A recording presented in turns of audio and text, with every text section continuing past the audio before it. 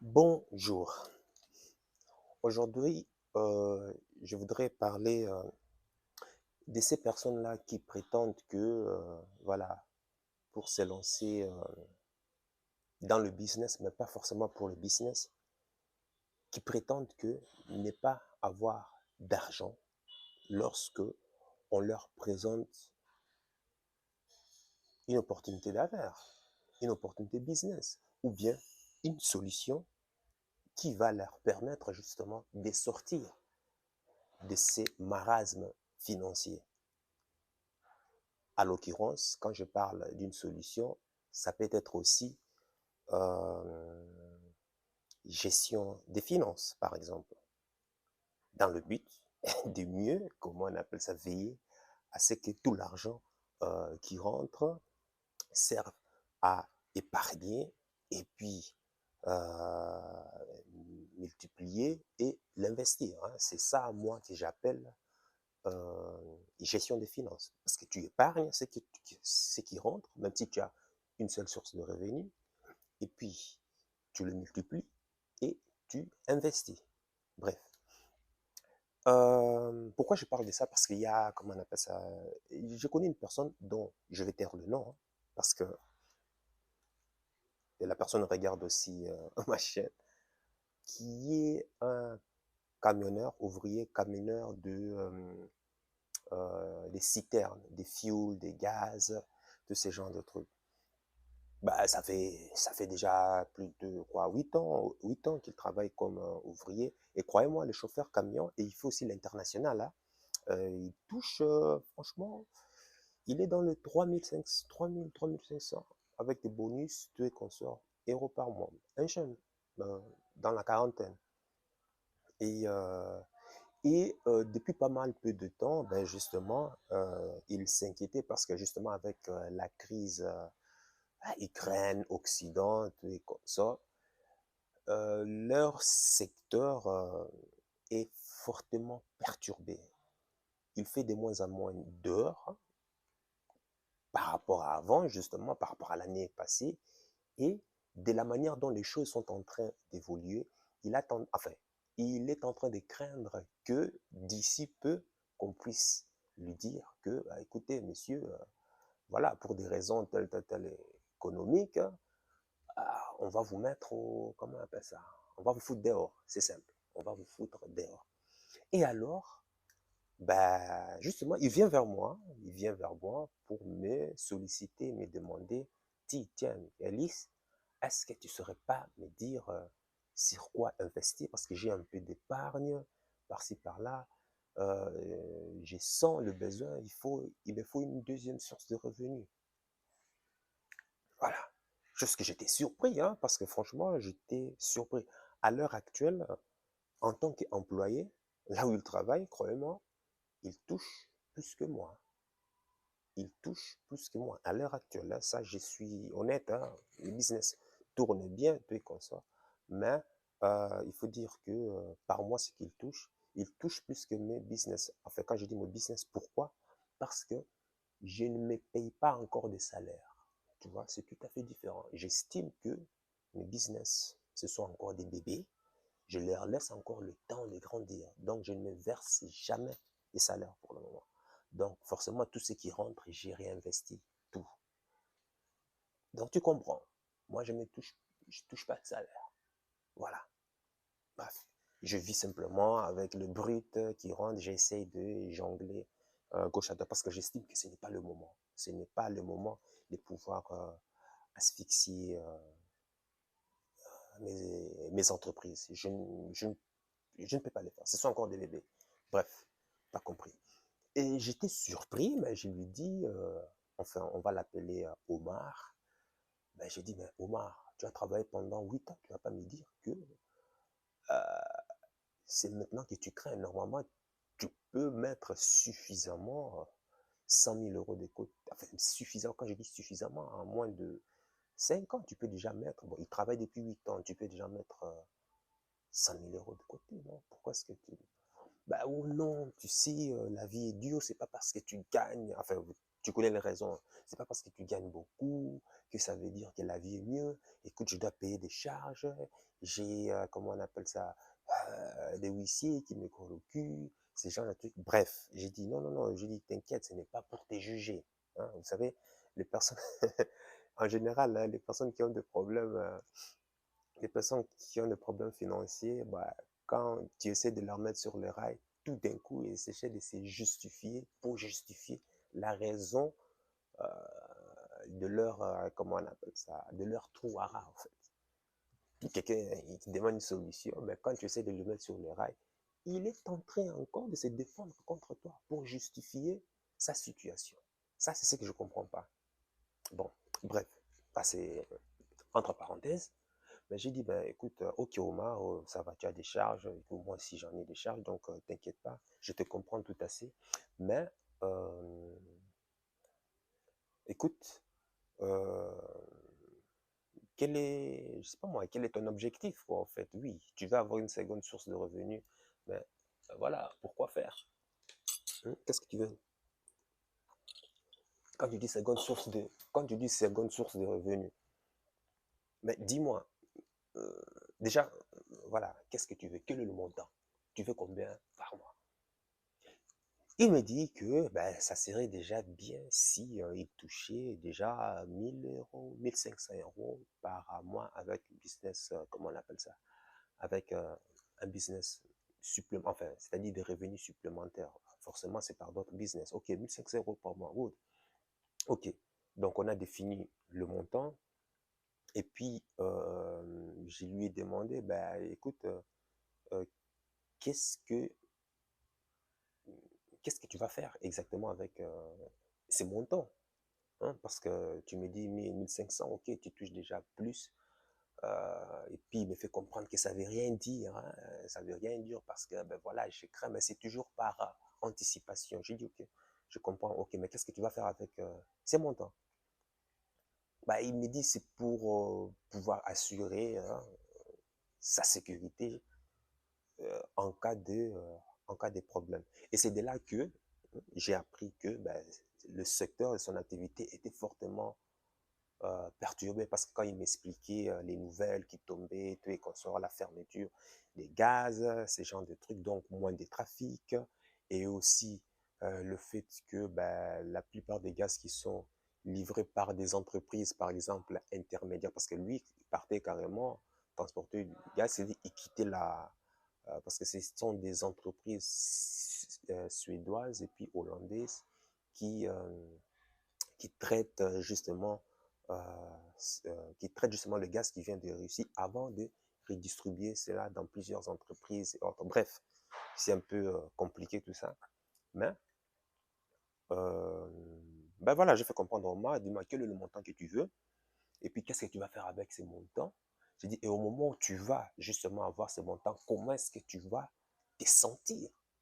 Et j'ai dit, Omar, tu dois me détailler exactement ces questions. Trois questions magiques. Hein. Et en plus pour toi. C'est ça que je veux que tu saches. Toi, entre parenthèses, qui cherche de l'argent.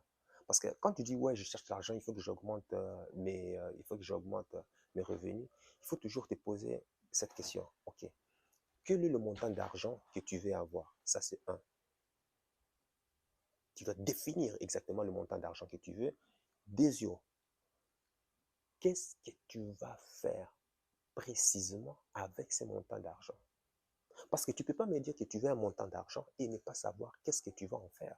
Ça veut dire que tout ce que tu souhaites, c'est simplement dans le vide. Dans le vide. Et forcément, tu ne seras même pas motivé lorsqu'on va te donner un système qui va te permettre d'acquérir ces montants. Tu ne seras même pas motivé. D'où beaucoup qui abandonnent et qui se découragent. Voilà pourquoi il faut préciser, mais exactement jusqu'à un centime près. Où est-ce que tu vas dépenser cet argent? Clé magique pour toi. Tu vois, l'histoire d'Omar n'est pas si mal que ça, parce que ça, c'est clé magique, mais beaucoup ne le savent pas. Tu dois détailler, mais sur papier, exactement en quoi sera dépensé cet argent jusqu'à un centime près. Pourquoi? Parce que si tu veux de l'argent, tu dois être capable de le vibrer. Tu dois définir. Napoléon Hill, cela dit. Define your dream and have a burning desire for its achievement.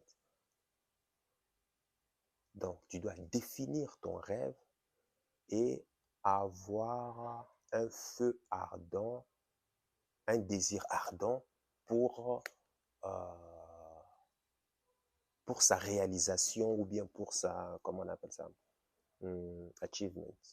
Ouais, pour sa réalisation, le fait que ça soit exaucé, le fait que tu l'obtiennes. Tu vois, c'est Napoléon qui a dit, définir, définir. Tu sais, c'est que le mot définir et avoir ce désir ardent. Tu dois connaître à un centime près. Où est-ce que sera dépensé cet argent? Un centime près, ça veut dire que tu dois détailler. Voilà, ça ira pour ça. Ça ira pour ça. Ça ira pour ça. Ça ira pour ça. Maintenant, dire que, oui, non, je vais mettre ça dans, comment on appelle ça, dans mon argent d'épargne, ça ne marche pas. Ça ne marche pas. Parce que, n'oublie pas, l'argent, c'est une énergie. C'est fait pour circuler. L'énergie, on dit qu'on ne la crée pas. Hein? Revenons encore à nos cours de physique. Toi qui détestais les cours, on revient encore à nos cours de physique. Voilà pourquoi c'était important. On nous enseignait des cours mathématiques, physiques, mais on ne comprenait pas l'utilité. Moi, personnellement, je ne comprenais pas du tout l'utilité de toutes ces formules physiques, chimiques et autres. Franchement, je ne comprenais pas. Alors que c'est après ici, lorsque je m'auto-éduque, j'arrive à comprendre que maintenant, en fait, c'est tous les éléments de la nature qu'on utilise, en fait. Même dans nos prières, même dans nos cieux, même dans nos souhaits qu'on envoie à l'univers, par exemple. L'énergie, on ne la crée pas. L'énergie est déjà là. Mais par contre, pour passer d'une forme d'une matière à un autre, il doit y avoir transformation. Et c'est ces catalyseurs, enfin, il faut qu'il y ait un catalyseur. Et passer justement d'une forme X à une forme Y, c'est là ça produit, comment dire, bon, les scientifiques, les experts en maths, là, vous allez me les dire. Tu vois, par exemple, euh, lorsqu'un véhicule roule, par exemple, il y a de l'énergie, comment on appelle ça, il produit une énergie cinétique au moment du freinage qui se transforme en, comment on appelle ça, en chaleur. Ou bien quand tu jettes quelque chose, par exemple, qui quitte d'un point A à un point B, et utilise l'énergie potentielle. Et au moment où ça frappe le sol et ça s'éclate, eh ben, l'énergie est transformée. L'énergie est déjà là. Donc, l'argent qui doit circuler, c'est aussi une énergie, justement. Notamment, il va utiliser cette énergie cinétique. Qu'est-ce qu'on a dit? L'énergie cinétique égale E est égal à MV, je ne sais pas moi, la masse multipliée par la vitesse. Le montant d'argent, et maintenant, tu dois savoir sur quoi est-ce que tu vas le dépenser. La vitesse qui fera en sorte que quand aussi ce que tu demandes à l'univers, tu le recevras aussi. Ça, je crois que je dois détailler ça en fait. J'ai ça dans mes notes, mais je dois encore détailler. C'est là que j'adore, c'est là que j'adore les études. Si mes profs avant m'auraient dit à quoi servaient toutes ces formules, franchement, dans la vie pratique, hein, je dis bien dans la vie pratique, j'aurais peut-être adoré les études. Alors, bref, tu vois, l'énergie, on ne la crée pas. Donc, tu dois savoir exactement. Alors, quand tu mets l'argent dans ton compte euh, d'épargne, tout est statique. Tout est statique. Tu crées rien. Tu crées rien. Et tu ne recevras rien. Voilà pourquoi on dit que les épargnants sont toujours des losers. Et il se faut encore fouetter avec l'inflation ici actuelle. Donc, il était surpris, Omar. Il dit, tiens, je n'avais jamais un truc, ça, de cette manière. Ben, j'ai dit oui.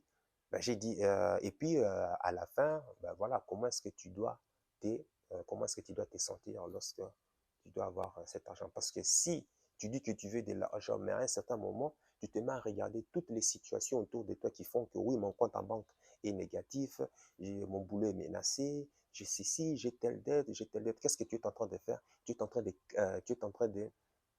euh, de prendre une énergie qui était statique en transformant ça en une énergie négative. Donc, les souhaits que tu demandes, cette énergie, hein, que tu renvoies, cette vibration positive, va en contrario, en opposition avec comment on appelle ça, euh, la réalité, enfin, le fait de penser que non, ta situation autour ne te permet pas d'atteindre ces montants. Donc, tu crées les doutes. C'est des énergies contraires.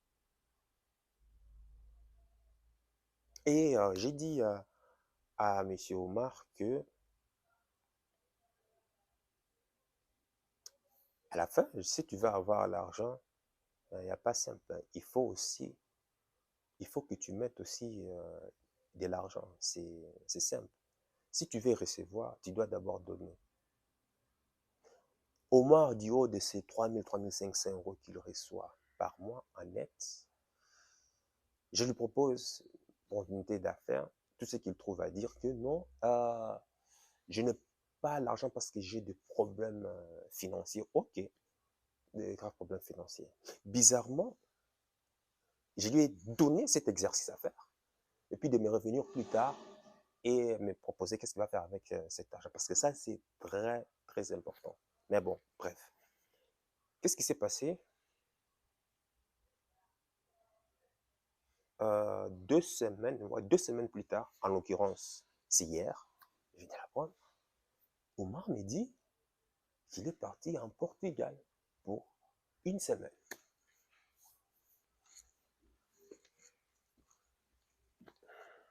Mais j'ai dit, ben, ok, c'est très bien, tu es au Portugal, mais avec... comment est-ce que tu as fait pour aller au Portugal? Oh, j'ai réservé le voyage il y a, comment on appelle ça? Il y a un mois, fait mauvais ici, il pleut tout le temps, il fait tout le temps gris. J'ai voulu, mais voilà.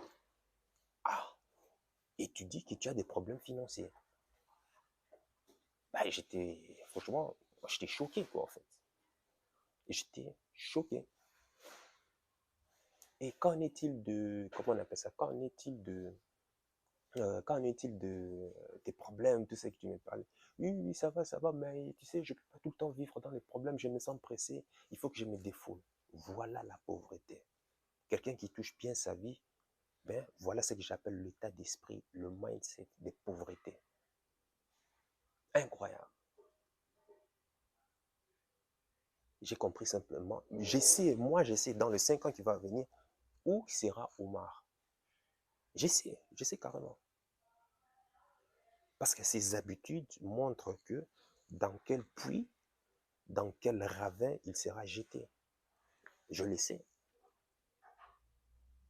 Et c'est ce que j'étais là aussi à partager avec toi ici.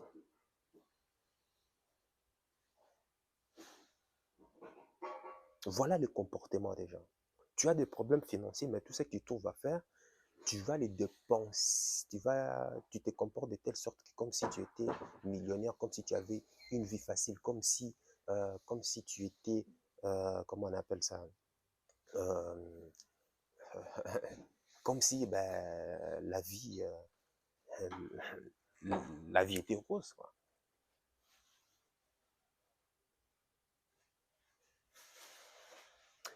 J'ai toujours tendance à dire, hein, là où va, si tu veux vraiment, enfin, j'ai compris ça que l'argent est toujours là où ton cœur y est. Je dis l'argent est toujours là où ton cœur y est. Ça veut dire quoi? Ça veut dire que si tu veux savoir qu'est-ce qu'une personne aime dans la vie, et d'ailleurs les grands psychologues, d'ailleurs même la CIA, utilisent toujours ces genres de procédés pour pouvoir déstabiliser les pays qui sont contre, enfin les pays qui vont à l'encontre des intérêts américains, les CIA le font.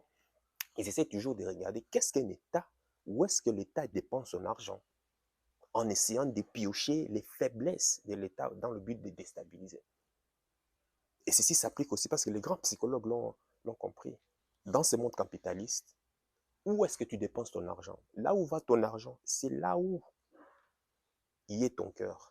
Quand tu vois une femme, par exemple, qui dépense parce que le 1 tiers de son salaire dans des produits cosmétiques, dans des trucs comme ça, à la con pour aller c'est s'exhiber sur les réseaux sociaux. Tu sais que dans les 5 ans qui vont venir, ça sera, comment on appelle ça? Euh, ça sera, enfin, si ça ne finit pas comme une pétrolière, ou bien ça va finir, tu sais, hein, à aller commencer à échanger son corps dans le but d'attirer des hommes qui ont de l'argent et puis se faire, enfin, dans le but, enfin, se faire de l'argent à travers les hommes.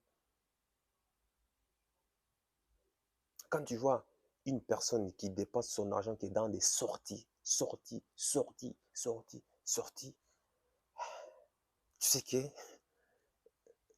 cette personne est vraiment appelée à aller protester un jour, le jour où il va se réveiller, que la vie va lui donner une vraie gifle, à aller protester auprès des gilets jaunes. Maintenant, ça sera les tabliers bleus. Quand tu vois un homme qui dépense son argent pour simplement courir après les femmes, tu sais que cet homme est vraiment voué à la perdition. Quand tu vois certaines personnes qui dépensent leur argent, gagner durement, pour simplement aller voyager, pour avoir un plaisir temporaire, temporaire. Et puis tu reviens encore dans cette misère, le ciel gris, et commencer encore à râler, râler, râler. Mais à quoi bon? Moi, je ne comprends pas la matrice. C'est ça la matrix. C'est ça la matrix. Mais quand ces mêmes personnes, tu leur proposes une opportunité qui est là, qui va leur permettre justement d'avoir le choix. Parce que le problème, c'est que quoi? Ils vont en vacances, ils vont soi-disant, ils appellent ça vacances de rêve, faire ce qu'ils aiment, croyant que c'est de leur choix. Mais ce n'est pas leur choix. Tant bien même que ce sont des jours qui ont été négociés avec leur patron. Il m'a dit qu'il a négocié ça avec son patron, durement même. Pourquoi? À cause de ces heures supplémentaires. Donc, tu vois déjà. Donc, tu fais déjà des heures supplémentaires, ce qui te laisse moins du temps passer à la maison avec ta femme, à la maison, où tu te lèves le matin, tu dois courir dans les rues, aller faire tes livraisons, dans les embouteillages. Je ne te parle pas encore du stress, le stress de l'extérieur, je ne te parle pas encore de ça.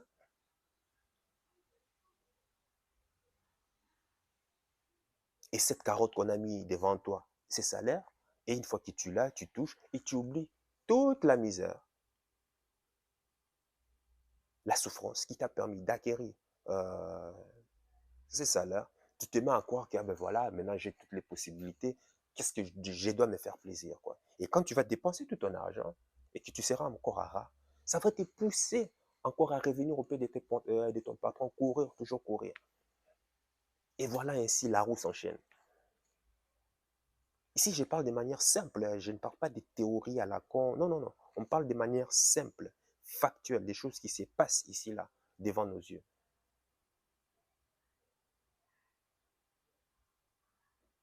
Des gens qui sont voués à l'échec. Tu vas en vacances, tu crois que tu as le choix, mais non, ce n'est pas le choix, là. Ou tu as des vacances limitées. Et déjà, la preuve, quand tu reviens le dernier jour des vacances, tu commences déjà à être frustré. Mais à quoi bon?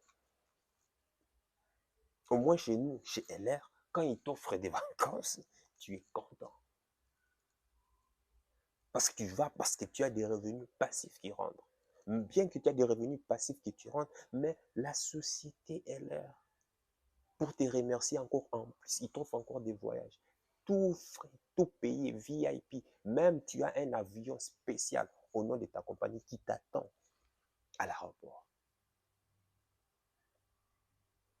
Voilà la différence.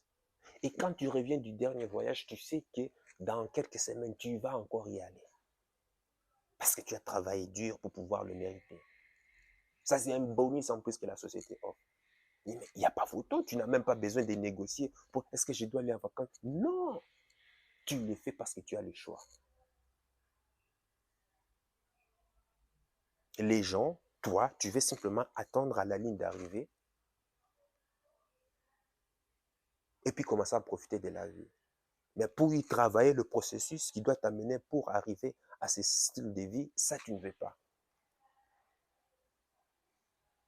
Et d'ailleurs, même si je parle pas même si je parle pas de business, parlons simplement de savoir gérer ses finances.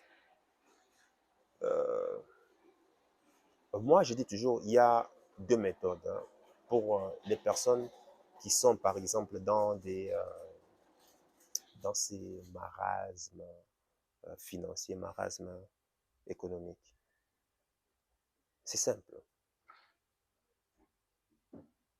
Soit tu te serres la ceinture en diminuant drastiquement tes charges ou en évitant certaines dettes,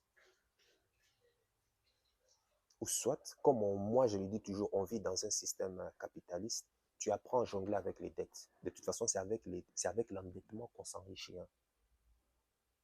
C'est avec l'endettement. Simplement, il faut savoir éviter les mauvaises dettes. Les dettes où tu es, comment on appelle ça, euh, où tu es, comment on dit ça, euh, où tu es pointé dans la banque nationale. Ça, ce sont les mauvaises dettes. Mais tous les autres dettes, apprends à jongler avec. Mais en même temps, apprends aussi à te créer d'autres revenus supplémentaires. Parce que dans un système capitaliste, les dettes, il faut y faire avec. Il faut t'habituer. Même si tu es salarié, il faut... Moi, je suis le plus grand endetté que tu vois. Je suis le plus grand endetté. Mais on apprend à jongler. Tout ce que j'évite, et je ne l'aurai jamais, et je le fais toujours, c'est d'éviter les dettes où je suis fiché, voilà, fiché à la Banque nationale. Parce que je sais que, ben voilà, je viendrai toujours faire des emprunts, faire des prêts pour investir dans l'immobilier et autres. Apprends à générer des revenus complémentaires. Tu as des problèmes, apprends à générer d'autres sources de revenus. Simple. À la limite même, va trouver un autre travail. Va trouver un autre travail. Pourquoi pas? Va travailler un week-end chez McDo. Ah oui, qu'est-ce que je vais faire? Moi, j'ai fait des livraisons, moi. Moi, j'ai fait à un certain moment une société de livraison. Je travaillais vendredi, samedi, dimanche, hein, dans le but d'augmenter mes revenus. Est-ce que tu vois?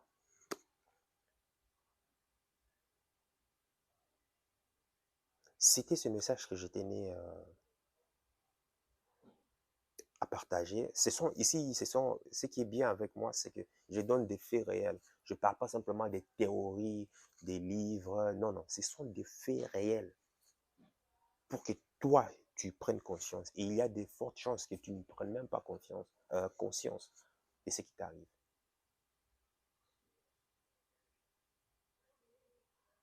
Lutter, mettre toute son énergie à pouvoir réduire ses dettes à zéro, c'est une perte de temps. Apprends à générer d'autres sources de revenus. Augmente plutôt tes revenus. Simple.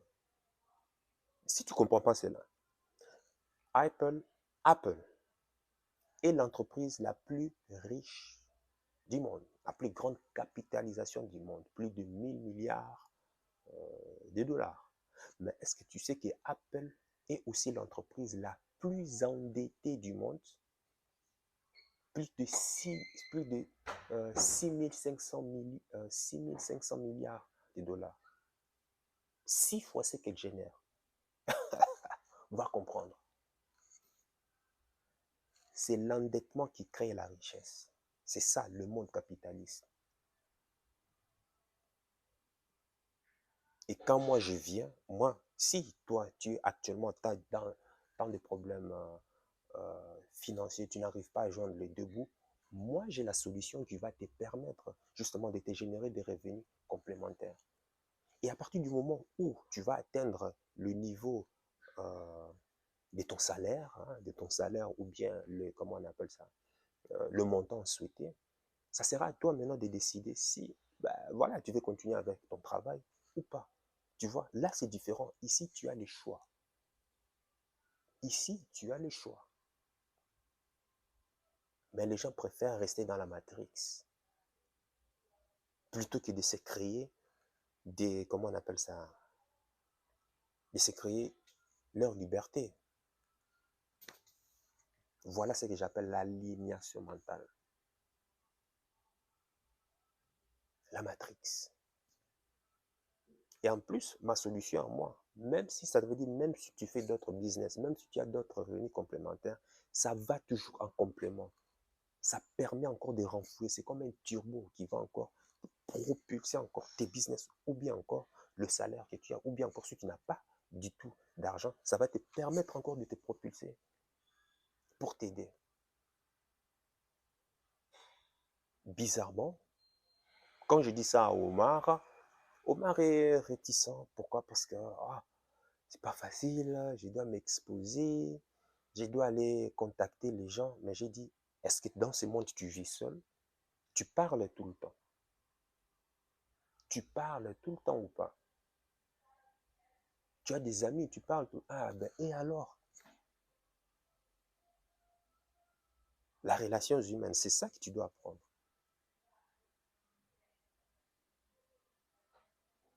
Si en aidant les autres, que tu vas te faire de l'argent. C'est simple.